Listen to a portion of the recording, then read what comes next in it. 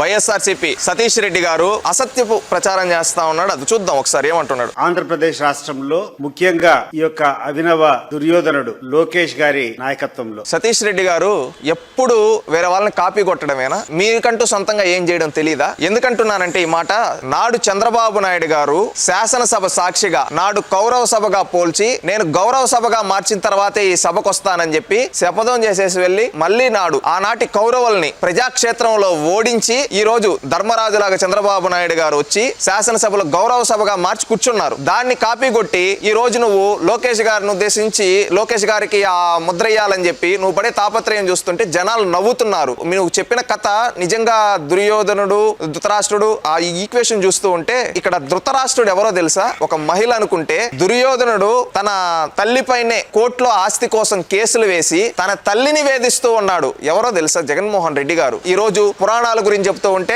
నీ పులివెందుల ప్రజలే నవ్వుతున్నారు.